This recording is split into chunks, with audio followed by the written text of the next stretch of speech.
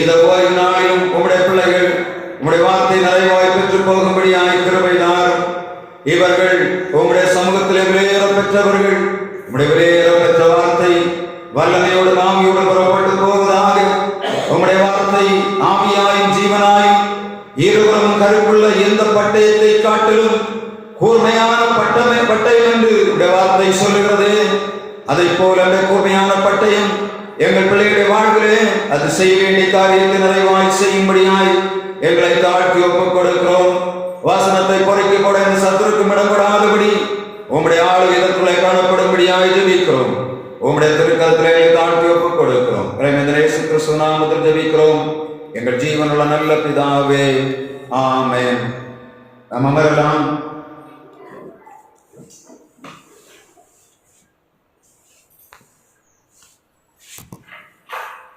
நம்முடைய பிதாவாகிய தேவனாலும் குமாரனாகிய இயேசு கிறிஸ்துவினாலும் பரிசுத்த ஆவியினாலும் உங்களுக்கு கிருபையும் சமாதானமும் இந்த காலை நேரத்திலே ஓய்வு நாளிலே உண்டாவதாக.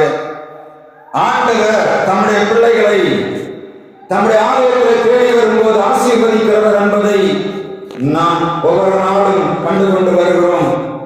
இந்த 2026 வருஷத்திலே ஆண்டவர் தம்முடைய திருச்சபைக்கு அநேக நன்மைகளை செய்யும்படியாக ஆவலுள்ளவராய் இந்த நாட்களிலே இடைப்பட்டுக் கொண்டிருக்கிறார். முதலாவதாக நம்முடைய ஆண்டவர் சர்வ வல்லமையுள்ளவர். ஏசாயா 9:6 சொல்லுகிறது, நமக்கு ஒரு பாலகன் பிறந்தார், நமக்கு ஒரு குமாரன் கொடுக்கப்பட்டார், கர்த்தத்துவம் அவர் தோளின் மேல் இருக்கும், அவர் நாமம் அதிசயமானவர், ஆலோசனை கர்த்தர், வல்லமையுள்ள தேவன், நித்திய பிதா, சமாதான பிரபு எனப்படும் என்று சொல்லி ஆண்டவருடைய குணாதிசயங்கள் அங்கே வைக்கப்படுகிறதை நாம் பார்க்க முடியும். ஆண்டவர் தம்முடைய பிள்ளைகளை ரட்சிக்கிறார், வேறுகிறார், வாழ்வில் எல்லா நன்மைகளையும் செய்கிறார். ஆனால் அதே ஆண்டவர் தம்முடைய பிள்ளைகளையும் அவர் ஒரு சில காரியங்களை எதிர்பார்க்கிறதை நாம் பார்க்க முடியும். நம்முடைய ஆண்டவர் ஒரு மனிதனிடத்தில் ஒரு காரியத்தை வைக்கிறார் என்று சொன்னார், அவன் அதை கொண்டு செய்ய வேண்டிய காரியங்களை அவன் செய்யும்படியாக ஆண்டவர் எதிர்பார்க்கிறார். அதற்கு தேவையான எல்லா காரியங்களையும் ஆண்டவர் கொடுக்கிறார். ஆண்டவர் விதை போடுகிறவர் மாத்திரமல்ல, அதை வளர செய்யும்படியாக தண்ணீர் ஊற்றுகிறார், அது கனி கொடுக்கும்படியாக உரமிடுகிறார், அதை சரியாக கண்காணிக்கிறார், அதற்கு பின்பாக கனியை எதிர்பார்க்கிறார். ஆண்டவர் எந்த நேரத்தில் அவர் செடியை நட்டாலும் அதில் கனியை எதிர்பார்க்கிறவராக இருக்கிறார்.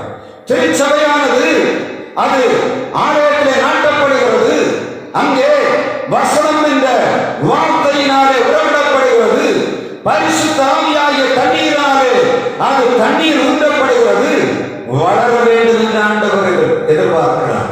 கரளையாய் கிடக்கிற செடியை பார்த்தால் ஆண்டவர் சந்தோஷப்படுவதில்லை. குந்தஞ்சாடுன வாழை யாராவது அதை நன்றாக நினைப்பார்களா? அதற்கு தண்ணீர் ஊற்றி அது வளர்ந்து வரும்போது குலை தள்ளுகிற நேரத்திலே அது குந்தஞ்சாடி நிற்கிறது. இலையை பார்த்தவுடனே எப்படி இருக்கும்? வாழையை நட்டு கொண்டு வருகிறவனுக்கு தான் தெரியும். இவ்வளவு பிரயாசப்பட்டு இவ்வளவு செலவு பண்ணி இவ்வளவு தண்ணீர் ஊற்றி முடிகிற பார்த்த குந்தஞ்சாடி எப்படி இருக்கும்? அதை போலதான் ஆண்டவர் தம்முடைய பிள்ளைகளுக்கு எல்லாவற்றையும் கொடுக்கிறார். அவனுக்கு எதை எதிர்பார்க்கிறார்? நல்ல கனியை எதிர்பார்க்கிறார். எனவே ஆண்டவர் தம்முடைய பிள்ளைகளை மேன்மையாக வைக்கும்படியாக சித்தமுள்ளவராக இருக்கிறார்.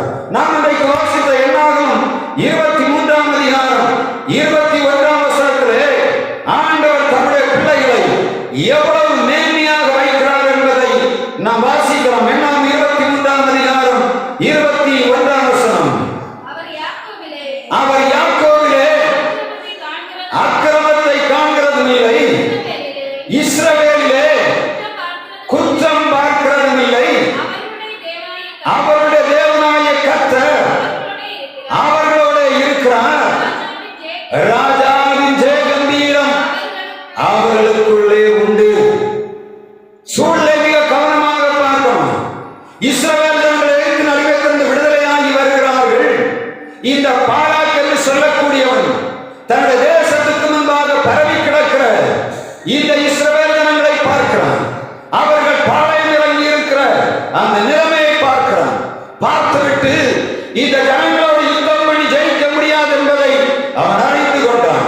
அவர் நடந்து வருகிற பாதையிலே ராஜாக்களை தோற்கடிக்கிறார்கள், எங்கோ வழிவிடுகிறது, செங்கடல் பிளக்கிறது என்பதை எல்லாவற்றையும் பார்த்து கொண்டு வருகிறார்கள். இந்த ராஜா பார்க்கிறான், இந்த ஜனங்களை யுத்தம் பண்ணி ஜெயிக்க முடியாது. தேவனுடைய பிள்ளையை யுத்தம் பண்ணி வருவதும் ஜெயிக்க முடியாது. இஸ்ரவேலே நீ யார்? நீ ஜெயிக்க முடியாதவன், உலக மனிதனாலே ஜெயிக்க முடியாதவன், போராட்டத்தினாலே ஜெயிக்க முடியாதவன். அப்படிப்பட்ட அதிகாரத்தை ஆண்டவர் எதற்காக தருகிறார் என்று சொன்ன அதற்கு நிறைய காரியங்களை ஆண்டவர் சொல்லுகிறார். சும்மா விருதாவாக தமிழை பிள்ளைகளை ஆண்டவர் வேறு பிடிக்கவில்லை. இஸ்ரவேல் என்ற ஆண்டவர் பெயர் கொடுக்கும் போது அவர் சொல்லுகிறார், உன்னை ஒருவனும் மேற்கொள்ள முடியாது. அவன் சொல்லவில்லை, எதிராளி சொல்லுகிறான், இவனை நான் போரிட்டு ஜெயிக்க முடியாது. எனவே அவன் இவனை சபிக்கும்படியாக ஒரு தீர்க்கதரிசியை கூப்பிடுகிறான். இந்த தீர்க்கதரிசி சபித்தால் அவன் சபிக்கப்பட்டு போவான் என்பதை இந்த ராஜாவுக்கு தெரிந்தது. என்ன செய்கிறான்? இந்த பிளேயாம் என்ற தீர்க்கதரிசியை இந்த இஸ்ரவேல் ஜனங்களை சபிக்கும்படியாக அவன் கூலி வருந்தி அழைக்க தன்னுடைய சேனாதிபதிகளை எழுப்புகிறான். போய் பிளேயாமிடத்திலே அவன் சொல்லுகிறான், அவர்கள் சொல்லுகிறார்கள், இப்படி ஒரு கூட்டம் இஸ்ரவேலில் எகிப்திலிருந்து வந்திருக்கிறது, இவர்களை நீர் சபிக்க வேண்டும், நீ சபிக்கிறவர்கள் சபிக்கப்பட்டவர்களாக இருப்பார்கள் என்பதை எங்களுக்கு தெரியும். எனவே நீர் வந்து இவர்களை சபிக்க வேண்டும் என்று சொல்லுகிறார். இப்பொழுது பிளேயாமுக்கு ஒரு கேள்வி, ஆண்டவரே இவர் கூப்பிடுகிறவன் போக வேண்டுமா என்று கேட்டான். அவர்களை அந்த ராஜா அவருடைய வீட்டில் அவர்களை தங்க வைத்து விட்டு சொல்லுகிறான், இந்த இரவிலே தங்கி இருங்கள், நான் ஆண்டவரிடத்தில் விசாரிக்க வேண்டும். பிளேயாம் ஆண்டவரிடத்தில் விசாரிக்கிறான். ஆண்டவர் சொல்லுகிறார், போகக்கூடாது, அது என்னுடைய ஜனம், இஸ்ரவேல் ஜனங்கள், நீ சபிக்க போகக்கூடாது என்று சொன்னார். ஆனால் வந்து சொல்லுகிறான், வந்து சொன்னவனை ஒரு ஆசை வார்த்தை காட்டுகிறார்கள், நான் உன்னை பெரிய ஆளாக வைப்பேன், இந்த தேசத்திலே உனக்கு நான் பெரிய பதவியை தருவேன், உன்னை மேன்மையாக வைப்பேன், உனக்கு வீடு நிறைய பணம் தருவேன் என்று ஆசை காட்டி இருக்கிறான். இரண்டாவது இந்த பிளேயாம் ஆண்டவரிடத்திலே போகிறான். திரும்பவும் போய் கேட்கிறான். பிளேயாம் ஆண்டவரிடத்திலே கேட்கிறான், ஆண்டவரே நான் போக வேண்டுமா? முதலாவது உண்மையாக கேட்டான். இரண்டாவது உள்ளத்துக்குள்ளே ஆசை வைத்து விட்டான். என்ன ஆசை? இந்த ராஜா என்னை மேன்மையாக வைப்பேன் என்று சொல்லுகிறானே, கொஞ்சம் ஊரை கிடைச்சா நல்லா இருக்கும், இப்ப நான் கஷ்டப்பட்டு இருக்கேன், சாப்பிட வழி இல்லை, எனவே இது கொஞ்சம் கிடைச்சா நல்லா இருக்குமே என்று நினைத்திருக்கிறான். திரும்ப ஆண்டவரிடத்துல போகிறார். ஆண்டவர் பார்க்கிறார், இவனுக்கு ஆசை ஆண்டவர் பார்க்கிறார். பார்த்துட்டு சொல்லுகிறார், அது சரி நீ போ, ஆனா என்ன செய்யணும்? நான் சொல்லுகிறது மாத்திரம் தான் சொல்லணும். எப்படி? அவன் சபிக்க கூப்பிடுகிறான். ஆண்டவர் சொல்லுகிறார், நான் எதை சொல்லுகிறேனோ அதைத்தான் நீ சொல்லணும். ஆமாண்டவர் என்று கிளம்புகிறார். வர வழியில் தெரியல, ஒரு கழுதை வந்து இடைப்பட்டு அந்த கழுதைக்கு எதிராக தேவதூதன் என்று தடை பண்ணுகிறான். தடை பண்ணினவுடன் அடிக்கிறான். கழுதை அடித்த உடனே கழுதை பேசுகிறது.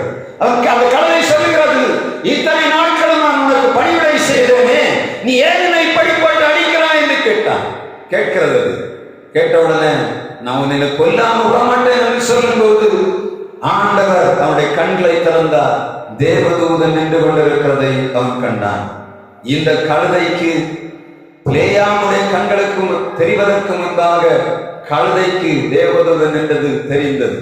ஆண்டவர் வழியை விட்டு போகும்போது தேவதூதன் குறுக்கிடுகிறதை அங்கே பார்க்க முடியும். ஆனால் கர்த்தர் அவனை வைத்த இரக்கத்தினாலே அங்கே வருகிறான். வந்தவுடனே வந்து ஒரு காளைகளை அடித்து பலியிட சொல்லுகிறான். பலியிட்டு விட்டு ஆண்டவரிடத்தில் விசாரிக்கும்படியாக போகிறான். விசாரிக்கும் போது ஆண்டவர் சொல்லுகிறார், அது என்னுடைய ஜனம், நீ ஆசீர்வதிக்க வேண்டும், அவளை சபிக்க கூடாது என்று சொல்லுகிறார். இப்பொழுது இவன் வருகிறான். பாராக்கிடத்திலே சொல்லுகிறான், பாராக்கே இந்த ஜனங்கள் வேற ஜனம், ஆண்டவர் சொல்லிவிட்டார், இவளை சபிக்க கூடாது, இவள் ஆசீர்வதிக்கிற ஜனம், இவன் வருகிறான், மலையில் நின்று பார்க்கிறான். பார்த்துவிட்டு இஸ்ரவேல் ஜனங்கள் பாளையம் அப்படியே இறங்கி இருக்கிறதை காண்கிறான். அவர்கள் 12 கோத்திரமும் 12 படைகளாக 12 கொடிகளை வைத்துவிட்டு நிற்கிறதை பார்க்கிறான். பிலேயாமுக்கு தாங்க முடியவில்லை. இப்படிப்பட்ட ஒரு சேனை, கிட்டத்தட்ட 6 லட்சம் புருஷர்கள், அது பெரிய படையாக 12 கோத்திரமும் பாளையமிட்டு இருக்கிறதையும் 12 கொடிகளுக்கு முன்பாக தொங்கிக் கொண்டிருக்கிறதையும் பார்க்கிறான். என்ன பண்ணுகிறது என்று தெரியவில்லை. சொல்லுகிறான், அவர் இஸ்ரவேலிலே குற்றம் காண்கிறதில்லை. இஸ்ரவேலின் ராஜா அவருக்கு முன்பாக போகிறவர். அவர் பொய் சொல்ல மனிதன் அல்ல. அவர் மனிதனை போல அவர் மனமாறுகிறவர் அல்ல. இவளை ஆசீர்வதிக்கிறேன் என்று அவளை ஆசீர்வதிக்கிறதை தான் இந்த வசனம் சொல்லுகிறது. 22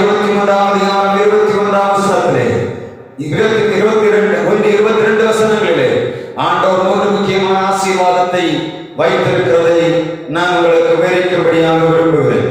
முதலாவதாக, அவள் தேவனாய கர்த்தர் அவளுடனே இருக்கிறார். முதல் ஆசீர்வாதம் என்ன? பிலேயாம் ஆசீர்வதிக்கிறான். அவர்களுடைய தேவனாய கர்த்தர் அவளோடு இருக்கிறார். அவளோடு இருக்கிறார். நம்மோடு ஆண்டவர் இருக்கிறாரா? கேள்வி கேட்க வேண்டிய காலையிலே வந்திருக்கிறோம். ஆண்டவர் நம்மோடு இருப்பாரானால் என்ன நடக்கும்? யோசேப்போடு கர்த்தர் இருந்தார். ஆதியாகமம் 39ஆம் அதிகாரம் 3ஆம் வசனம் சொல்கிறது, யோசேப்போடு கர்த்தர் இருந்தார். அவன் செய்கிறதெல்லாவற்றையும் கர்த்தர் வாய்க்க பண்ணினார். நாம் செய்கிற காரியங்களே வாய்க்கவில்லை என்று சொன்னால் நாம் நம்மை ஆராய வேண்டிய நாள் இது. நம்முடைய ஆண்டவர் நம்மோடு இருப்பார் என்று சொன்னால் எல்லாம் வாய்க்கும். சங்கீதக்காரன் 1ஆம் சங்கீதத்திலே சொல்லுகிறான், துன்மார்க்கருடைய ஆலோசனை நடவாமலும் பாவிகளுடைய வழியில் இல்லாமலும் பரியாசக்காரர் உட்கார்ந்தத்தில் உட்காராமலும் கர்த்தருடைய வேதத்தில் பிரியமாயிருந்து இரவும் பகலும் அவருடைய வேதத்தில் தியானமாயிருக்கிற மனுஷன் பாக்கியவான். அவன் செய்வதெல்லாம் வாய்க்கும். அவன் செய்வதெல்லாம் வாய்க்கும். யோசேப்போடு கர்த்தர் இருந்தார். சிறைச்சாலையிலே யோசேப்போடு கர்த்தர் இருந்தார். அந்த சிறைச்சாலை தலைவனுடைய கண்களிலே தயவு உழைக்கும்படி செய்தார். வாழ்வு சிறைச்சாலை போல இருக்கலாம், ஆனால் கர்த்தர் கூட இருப்பார் என்று சொன்னார். நீங்கள் செய்வதெல்லாம் வாய்க்கும். நீங்கள் செய்கிற தொழில்கள் ஆசீர்வதிக்கப்படும். நீங்கள் செய்கிற எல்லா காரியங்களிலும் நீங்கள் ஆசீர்வதிக்கப்பட வேண்டும் என்று சொன்னார். கர்த்தர் உங்களோடு இருக்கணும். எத்தனை பேரோட ஆண்டவர் கூட இருக்கிறார்? கொஞ்சம் யோசித்து பாருங்க. காலையில் எழுந்தவன கொஞ்சம் கேட்டு பாருங்க, கர்த்தர் என்னோடு இருக்கிறாரா? கர்த்தர் உங்களோடு இருக்கணும்னா அதுக்கு மிக முக்கியமான அடையாளம் என்ன தெரியுமா? கர்த்தர் உங்களோடு இருப்பாருன்னா ஒரு வசனம் உங்களுக்குள்ள இருக்கு. உங்களுடைய வசனம் உங்களுக்குள்ள இல்லைன்னா கர்த்தர் உங்களோடு இல்லை. காலையில் என்ன பண்ணணும்? எழுப்பின உடனே வசனத்தை வாசிக்கணும். முடிந்தவரை பாட்டு பாடணும். ஆண்டவரை துதிக்கணும். ஒரு வசனத்தையாவது பகல் முழுவதும் ஒரு வாக்குத்தத்த வசனத்தை கொண்டு நடந்து போகணும். உங்கள் பிரச்சனை என்னவோ அதற்கு சரியான வார்த்தை ஆண்டவர் வேதத்திலே வைத்திருக்கிறார். நீயோ கடன் கொடுப்பாய், அநேக ஜாதிகளை கடன் கொடுப்பாய், நீயோ வாங்காதிருப்பாய். கடன் தொல்லையிலே சிக்கி இருக்கிற ஜனங்களுக்கு, நோயின் பிடியிலே சிக்கி இருக்கிறனா அவர் நற்கிரமங்களை எல்லாம் மன்னித்து நோய்களை எல்லாம் குணமாக்கி பணநிலைக்கு விலக்கி விட்டு உன்னை கிருபையினால் இரக்கங்களினால் முடிசூட்டி நன்மையினால் உண்டாகி திருப்தியாக்குகிறார். சங்கீதம் 103ஆம் அதிகாரம் 3ஆம் வசனத்திலே சொல்கிறார். இப்படி ஒவ்வொரு காரியத்துக்கும் ஆண்டவர் வாக்குத்தத்தத்தை வைத்திருக்கிறார். அந்த வசனம் உள்ள இருக்கான்னு பார்க்கணும். என்ன வசனம் உள்ள இல்லாம இருந்தா எல்லா குழப்பமும் நடக்கும். இன்றைக்கு இந்த உலகத்திலே காணப்படக்கூடிய எல்லா குழப்பங்களுக்கும் காரணம் ஜனங்களுடைய உள்ளத்துக்குள்ளே சாத்தான் வசனத்தை திருடி எடுத்து விடுகிறபடியினாலே அவள் வாழ வேண்டிய வாழ்ப்படி ஒழுங்காக வாழ முடியவில்லை. கர்த்தர் உங்களோடு இருக்கிறாரா? அது நீங்க முதல்ல தேடி பார்க்கணும். கர்த்தர் கூட இருந்தா மாத்திரம் நான் வாசித்தோமே. அப்போஸ்தலர் 12ஆம் அதிகாரம் 22ஆம் வசனத்திலே திரளான ஜனங்கள் ஆண்டவருடைய மந்தைக்குள்ளே சேர்க்கப்பட்டார்கள். நம்முடைய திருச்சபையிலே ஆண்டவர் இருப்பார் என்று சொன்னார். தன்மையோட வாழ்வில் ஆண்டவர் இருப்பார் என்று சொன்னார். உங்களை கொண்டு திரளான ஜனங்களை ஆண்டவர் திருச்சபைக்குள்ளே சேர்க்கும்படியாக வல்லமை உள்ளவராக இருக்க நீங்க செய்ய வேண்டியது கர்த்தரோடு இருக்கிறாரா என்று தேடணும். உலகத்தில் எந்த மனுஷன் உங்க கூட இருந்தாலும் சரி, அதற்கு மேலாக ஆண்டவர் நம்முடைய வசனத்தை உள்ளே வைத்திருந்தா மாத்திரம்தான் நாம் ஜெயிக்க முடியும். இந்த திருச்சபையில ஒவ்வொரு இடத்தினருக்குள்ளும் வசனம் ஆகிய ஆண்டவர் உள்ளே இருக்கணும். தேவ வார்த்தை ஒரு மனிதனுக்குள்ள இருக்கும் என்று சொன்னான், அவன் ஜெயிப்பான், அவன் செய்வதெல்லாம் வாய்க்கும், அவன் மூலமாய் குடும்பம் வளர்ந்து பெருகும், திருச்சபை வளர்ந்து பெருகும், சமுதாயத்திலே நல்லவர்கள் நிரம்புவார்கள். இல்லாவிட்ட தீயவருடைய கையிலே நம்முடைய பிள்ளைகள் சிக்கிக்கொள்ளும். வசனத்தை பிள்ளைகளுடைய உள்ளங்களிலே விதைக்க வேண்டும். நாம் இப்பொழுது காண்கிற மிக பரிதாபமான சூழ்நிலை, தனி மனித வாக்குகள் பெருத்து விட்டது. பிள்ளைகள் ஆண்டவரை நேசிப்பதற்கு பதிலாக யார் யாருக்கோ பின்னாடி போகிறார்கள். அவர்களுக்கு கூலி வேலை செய்கிறது போல அவர்களுக்கு பின்பாக சுற்றி கொண்டு வெறியோடு சுற்றுகிறார்கள். தனி மனிதன் அவன் மூச்சு இருக்கிறவர்கள் அவன் யாரு நிமிர்ந்து நிற்க முடியும். ஆனா ஜனங்களை இவ்வளவு தந்திரமாக ஏமாற்றி என்னை போல ஒருவருமில்லை என்று மாறட்ட வைத்து எல்லா ஜனங்களும் ரியலை விட்டு ரியலுக்கு பின்னாக போய்விட்டார்கள். சமுதாயமே, திருச்சபையே, உண்மையான இயேசுவை தேடி வாழ வேண்டிய நீ ரியலுக்கு பின்னாக போய் கொண்டிருக்கிறாய் என்று சொன்ன கர்த்தர் நம்மோடு இருக்கிறாரா என்பதை ஒரு நிமிஷம் நம்ம வாழ்விலே தேடி பார்க்கணும். வாலிபனே, இளமையிலே சந்தோஷப்படுது. உன் வாலிப நாட்களில் உன்னை போய் பார்க்கட்டும். உன் நெஞ்சின் வழிகளிலும் உன் கண்ணின் காட்சிகளிலும் நட. ஆனாலும் கர்த்தர் எல்லாவற்றிலும் உன்னை நியாயத்திலே கொண்டு வந்து நடத்துவார் என்றாரி. வாலிபன் தன் வழியினால் சுத்தம் பண்ணுவான். உம்முடைய வசனத்தின்படி தன்னை காத்துக் கொள்ளுகிறதுனால் தானே. வசனம் உள்ள இருக்கிற வாலிபனே, நீ பாதுகாக்கப்படுவாய். வசனம் உனக்குள்ள இருக்கிறதா, நீ மேன்மடைவாய். வசனம் உனக்குள்ள இருக்கிறதா, நீ உலகத்திலே உன்னதமான இடங்களிலே இருப்பாய் என்பதை மறந்து போக வேண்டாம். நம்முடைய ஆலயத்திலே செவ்வாய்க்கிழமை வேளாண்கிழமைகளிலே ஆராதனை உண்டு. வாலிபனே, சுற்றி கொண்டு தெரியாதே. வாலிப தங்கச்சி, ஆண்டோடைய சமூகத்தை தேடிவா. அன்பு நண்பரே, ஆண்டோடைய ஆலயத்தை தேடிவா. ஒரு வசனத்தை நீ கொண்டு செல். உலகத்திலே காணப்படக்கூடிய பாடுகளில் இருந்து விடுதலையாக வேண்டும் என்று சொன்ன ஆண்டவருடைய சமூகத்தை தேட வேண்டும். கர்த்தர் ஒரு மனிதனுக்குள்ள இருப்பார் என்று சொன்ன அவன் எப்பொழுதும் கர்த்தருடைய சமூகத்தை வாஞ்சிப்பான். வசனம் உள்ள இருக்கும், அவன் செய்வதெல்லாம் வாய்க்கும். எனவே கர்த்தர் நம்மோடு இருக்கும்படியாக நாம் வாழ்வோமாக. வசனம் சொல்லுகிறது, இஸ்ரவேலின் தேவனாய கர்த்தர் அவரோடு இருக்கிறார். இரண்டாவதாக சொல்லுகிறது, ராஜாவின் ஜெயகம்பீரம் அவர்களுக்குள்ளே உண்டு. ராஜாவின் ஜெயகம்பீரம் ஆங்கிலத்திலே சொல்லுகிறது, shout of a king is with them. A shout of a king is with them. எப்படி? ராஜாவின் ஜெயகம்பீரம் என்னது? ராஜாவின் ஜெயகம்பீரம் ஷவுட் சொல்லுது. ஷவுட்னா என்னது? நான் தேடி பார்த்தேன், என்னடா ராஜாவுடைய ஜெயகம்பீரம் என்று சொல்லப்படுகிறது. அப்பதான் புரிந்தது. காட்டிலே ஒரு மிருகம் உண்டு, அது ஒரு சத்தம் போடும். அது ஒரு சத்தம் போட்ட உடனே காடு அதிரும். எதுக்கு தெரியுமா? சிங்கத்துக்கு சாப்பாடு வேணும். அது என்ன பண்ணும்? ஒரு சத்தம் போடும், காடு அதிரவுக்கு. எங்க இருக்கிற மாடு ஆடு எல்லாம் என்ன பண்ணும்? எல்லாம் இன்னும் கிடைக்குதுடா பூச்சை குட்டி என்று சொல்லி ஒடிச்சு ஓடும். உட்கார்ந்த இடத்திலேயே இரையை பார்த்து போய் சாப்பிடக்கூடிய மிருகம் சிங்கம். சிங்கம் காட்டிற்கு ராஜா. ராஜாக்களுடைய கர்ச்சிப்பு சிங்கத்தை போன்றது. அவன் என்ன செய்தாலும் சரி, அவன் ஒரு காரியத்தை செய்ய நினைச்சா செய்து விடுவான். அவன் துன்மார்க்கனாக இருந்தான் என்று சொன்னால் துன்மார்க்கத்தை செய்யும்படியாக ஜனங்களை அவன் ஆயத்தப்படுத்துவான். நீதிபரனாக இருந்தால் நீதி செய்வான். சிங்கத்தின் கர்ச்சிப்பு அவர்களுக்குள்ளே ஆண்டவர் வைத்திருக்கிறார். யார் அவங்க? ராஜாவின் ஜெயகம்பீரம் அவர்களுக்கு முன்பா உண்டு. நம்ம இன்னைக்கு எல்லாரும் எப்படி நடக்கும்? குனிஞ்சி கூறி குறுகி நடக்கும். ஏன்னு தெரியுமா? நம்ம யாருக்கு பிள்ளை மறந்து போச்சு. அநேக நேரங்களில் நாம் யாருன்னு நமக்கே தெரியாது. இன்னைக்கு செய்தி அதுதான். இஸ்ரவேலே, நீ யார்? ஆண்டவர் யார்? வல்லமை உள்ளவர். ஆனா நீ யார்? அவர் உன்னோடு கூட இருக்கும் போது ராஜாவின் ஜெயகம்பீரம் உள்ளத்துல இருக்கணும். எப்படி ராஜாவுக்கு ஜெயகம்பீரம்னா என்ன? மத்தவங்க செய்யற மாதிரி ஏதாவது செய்வான ராஜா? தேவையில்லாம ஒரு காரியத்தையும் செய்ய மாட்டான். ஆனா தன்னுடைய குடிகளை பாதுகாக்கும்படியாக, தன்னுடைய படைக்கு முன்பாக அவன் புறப்பட்டு போய் யுத்தம் பண்ணுகிறவனாக இருக்கிறான். தன் தேசத்தை பாதுகாக்கிறவன். அப்ப நடந்து போகும்போது தெரியும், ராஜா போகும்போது ராஜா கூட போற ஆட்கள் எப்படி இருப்பாங்க? கெத்தா போவாங்க. அப்படிதானே? ஒரு மினிஸ்டர் போகிறார், பிரைம் மினிஸ்டர் போறாரு, கூட போற ஆட்களை பார்த்துருக்கீங்களா? எப்படி போவாங்க?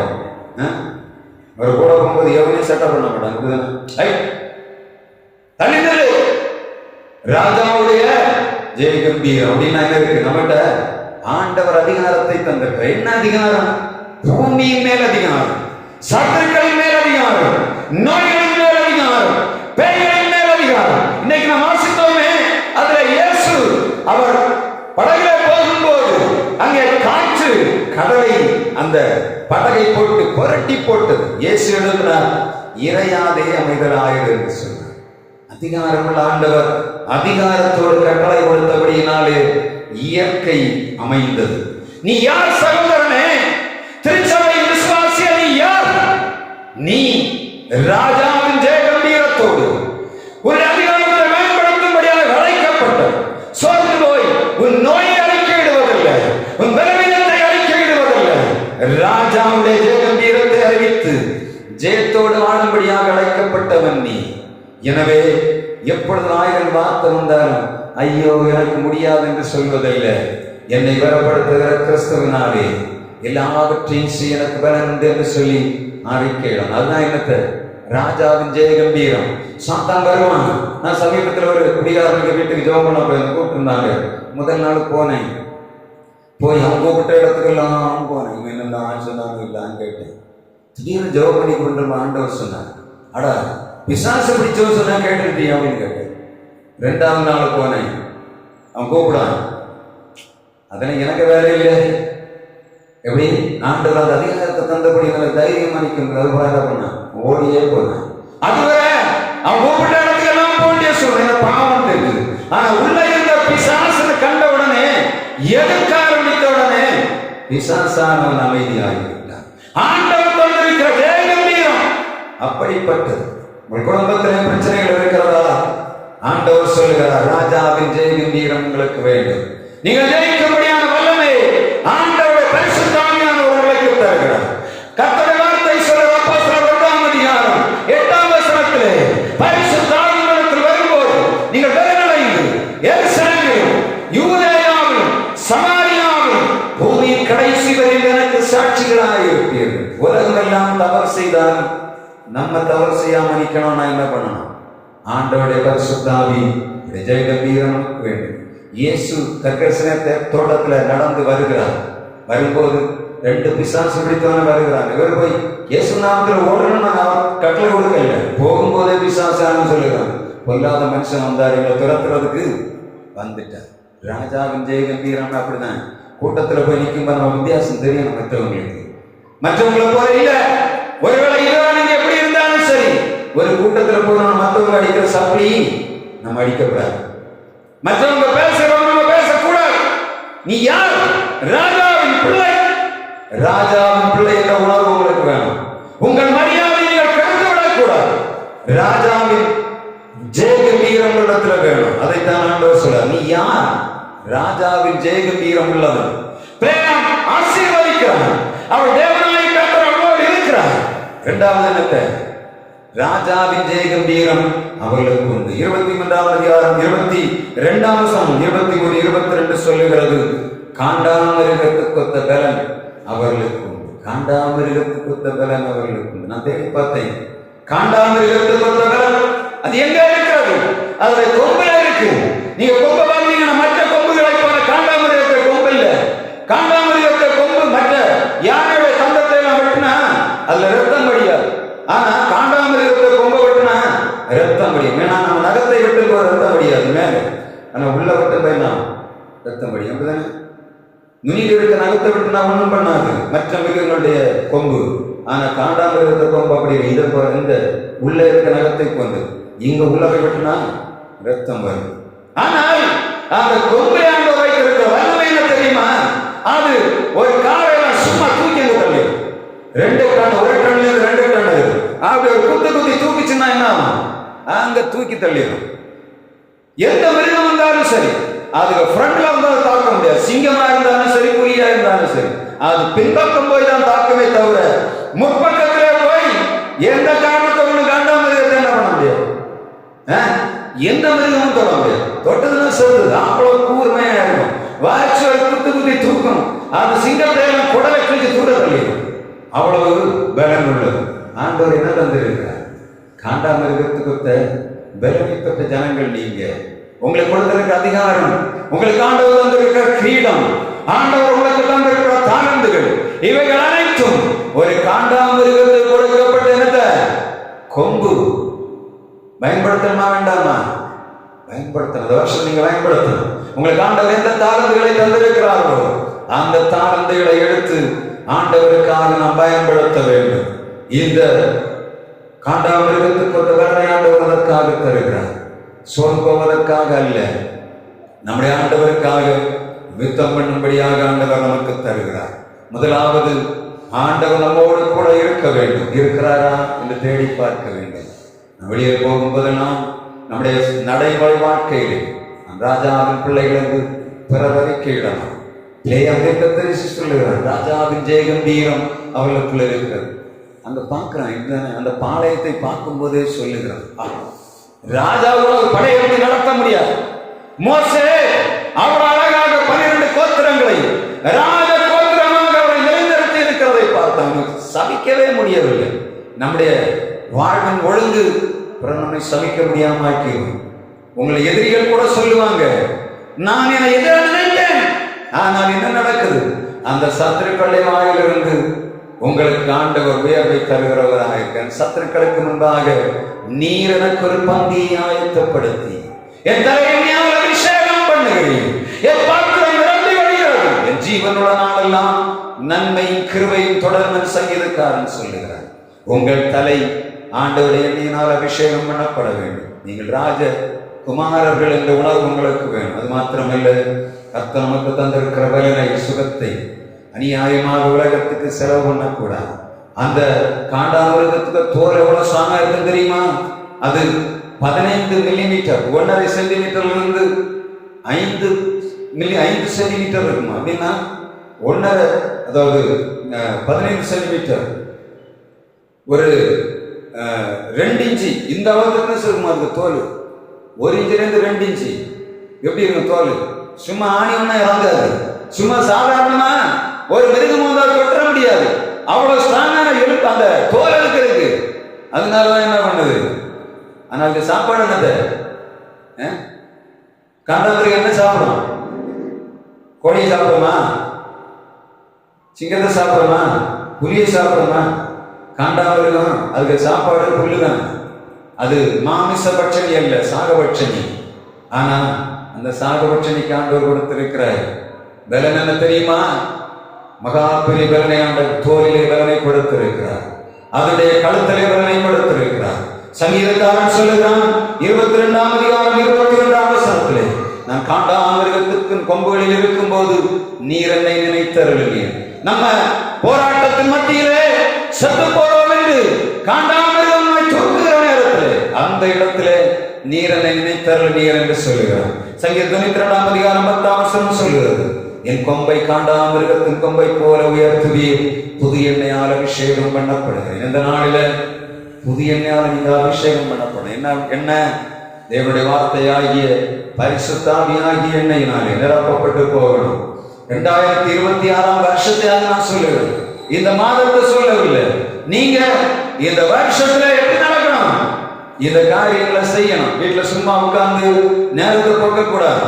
அதே போல கர்த்தர் வந்திருக்கிற பலனை உலகத்துக்காக செலவு பண்ணக்கூடாது. சிலர் சொல்லுவாங்க, நான் அதையெல்லாம் செய்துட்டு செய்கிறேன். நான் சொல்றேன், அதையெல்லாம் செய்யறதுனா அதை செய்துட்டு இருக்கலாமே. ஏன் இதுக்காக ஆண்டவர் அழைத்தார்?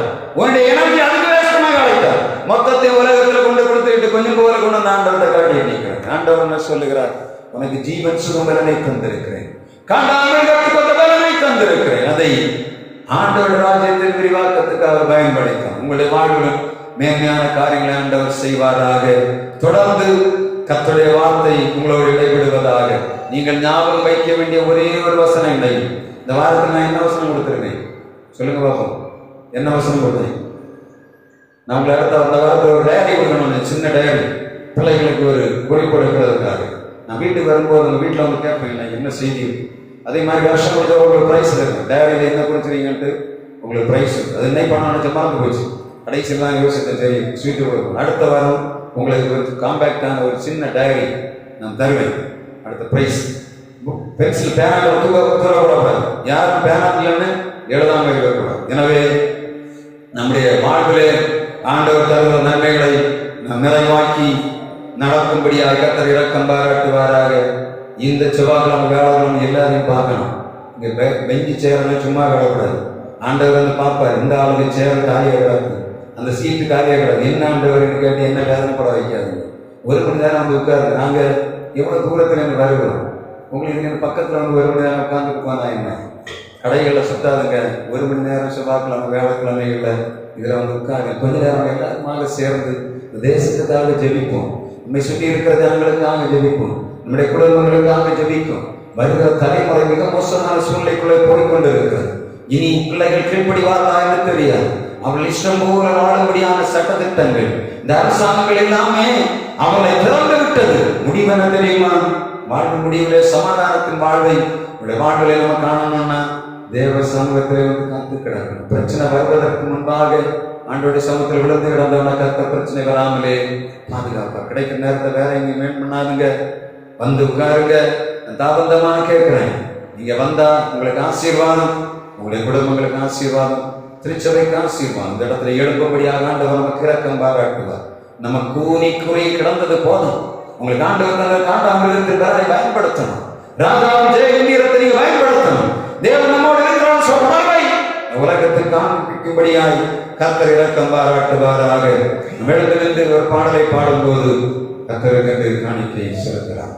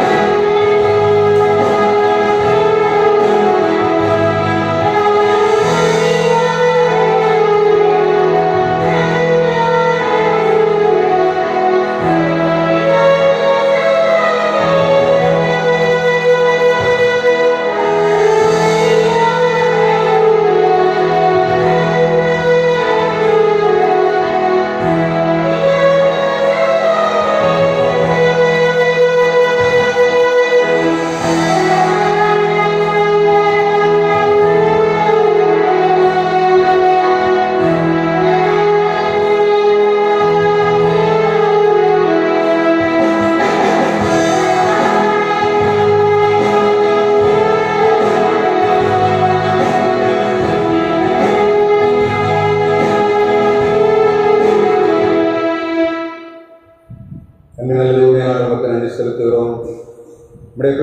நாங்கள் இந்த நாளிலும் உண்மை பாடியான உணர்ந்த வார்த்தை தந்தீர் ஆண்டவரே. எங்களோடு கூட இருக்கிறேன். ராஜாவின் எங்களுக்கு உண்டு எங்களுக்கு தந்திருக்கிறேன். பயன்படுத்தபடியாக இருக்கிறார்கள்.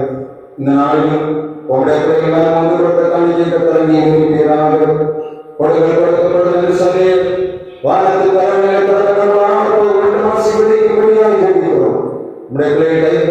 ஆசீர்வதித்துக் கொடுப்பீர்கள். இந்த வாரத்தில் வீடுகளுக்குள்ளே போகிறார்கள், வேலைகளுக்கு போகிறார்கள். உடைய பாதுகாப்பும் உடைய அரவணைப்பும் 100 மடங்கான ஆசீர்வாதங்களை எழுதுகிறார்கள். ஈசா தேசத்தில் தான் கர்த்தரை ஆசீர்வதித்தபடி ஆண்டு வருஷத்திலே 100 மடங்கு பெற்றான் உடைய வார்த்தை சொல்லுகிறது. கர்த்தருடைய வார்த்தை பிரகாரங்களை ஆசீர்வதித்து நடத்தும்படியாக இருக்கிறோம். உடனே பாதுகாப்பு சட்டைகளாக வைக்கிறோம். இந்த வாரம் நடைபெற ஊழியர் கூட்டத்தில் எங்களுக்கு கலந்து கொள்ளபடியாக இருக்கிறார். நல்ல தடைகளை நீக்கி போடும் மக்கள் பிரகாசிக்கும்படியாக கர்த்தர் இரக்கம் பாராட்டு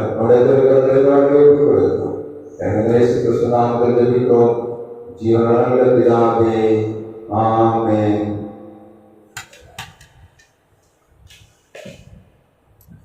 என் ஆத்மாவே கர்த்தரை ஸ்தோத்திரி, என் முழு உள்ளமையுடைய பரிசுத்த நாமத்தை ஸ்தோத்திரி. என் ஆத்மாவே கர்த்தரை ஸ்தோத்திரி, கர்த்தர் செய்த சகல உபகாரங்களை மறவாதே. ஆமென்.